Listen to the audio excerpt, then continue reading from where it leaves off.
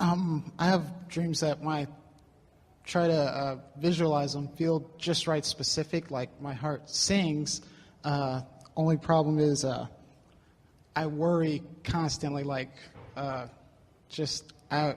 can't say diagnosis, but constant. And then I notice the absence. It's like just as good I could get at visualizing and get results quickly. Constant worry, and it's that's because you're good at focusing on what you want, and you're also good at focusing on what you don't want. Right. And when you fixate on anything, the vibration of it gets stronger. And the going back and forth of it is just like, I feel like I'm going crazy because I'm like, I get results somewhat for what I want, and then I worry, and it's just the terror of. For example, yes, it does. Well, it means you want something and you're thinking in opposition to it. But for example. Shoot. It's so many different things. Like it all rounds around people and interaction with people, period. It's always like, I've been wanting to move to Los Angeles for the longest time, but what if I don't get a job? What if I can't afford something? What if it's so many different things to worry about. And your self-sabotage is evident. I want this, but I want this, but I want this, but. So are you saying that you can't find a consistent way to be optimistic? That's I can't consistently hold the vibration because I worried. Well, here's the biggest question that we have for you.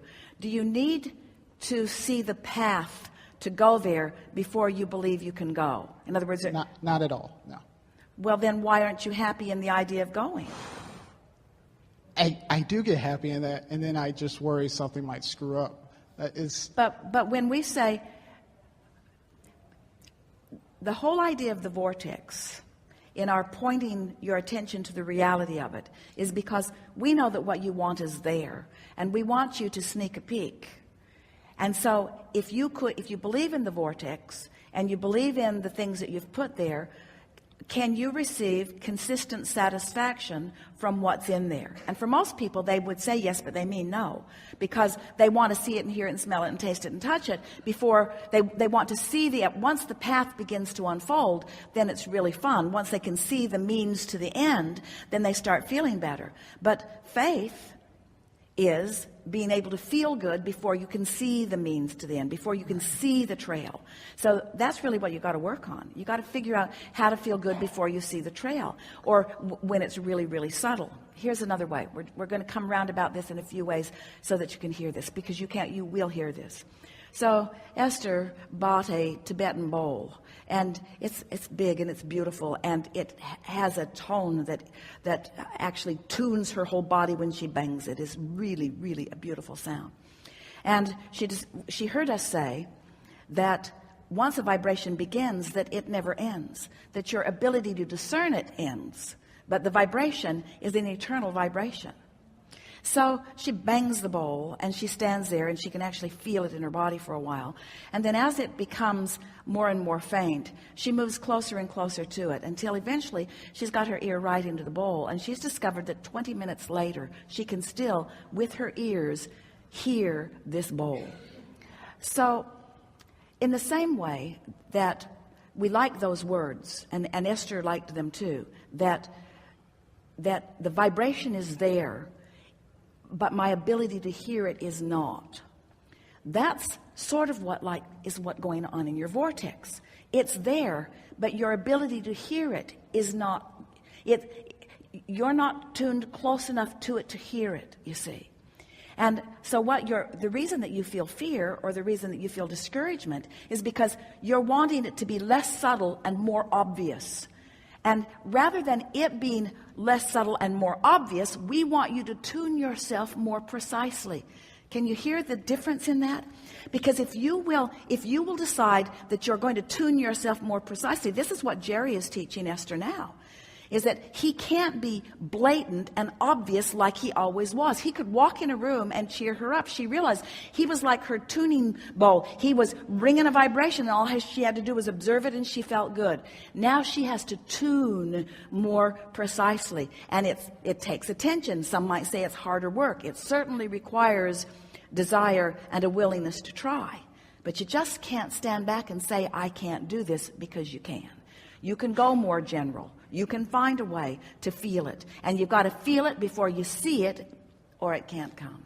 What do I do about the worry when it happens? Understand what the worry is. Worry is the indication that you're not doing it. In other words, worry is as good an answer to you as we could give you here. You're all excited. You're going to get to talk to Abraham. Abraham's going to tell you the right answers every single time. But your ability to hear them depends on where you are vibrationally. So your worry is an emotion. It's part of your guidance that's saying, this thought isn't helping. This thought isn't helping. This thought isn't helping. This thought isn't helping. Not, you should change this thought, or no, you're wrong to think this thought, or this thought is inappropriate. This thought isn't helping. This focus is setting up a frequency that is keeping you from tuning to what you're really wanting. So what's in your vortex can't flow easily. There are 50 paths of almost no resistance, all lined up to give you a direct route to California. And you can't find them because you say, what am I doing wrong? Or what's causing this? And we say, it doesn't matter what's causing it, cut it out. And you say, well, I'd like to cut it out, but I can't. We say, stop saying that you can't, because you can. All right, I can, but I don't believe it. I can, but I don't believe it. But you can believe it. You can believe it. You can. You can. You just got to try a little harder. That's all. Try a little harder. Try a little harder by trying a little less. You know what we mean by that. Don't pretend that you do not. Try harder by focusing less specifically on what's not working.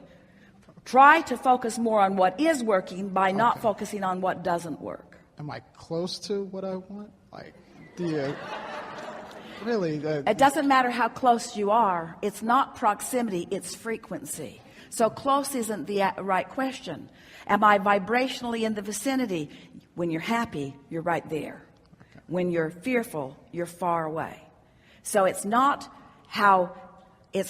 being happy for a moment or being fearful for a moment. It's the consistency of how you feel. You got to prepare your grid, which means fearless.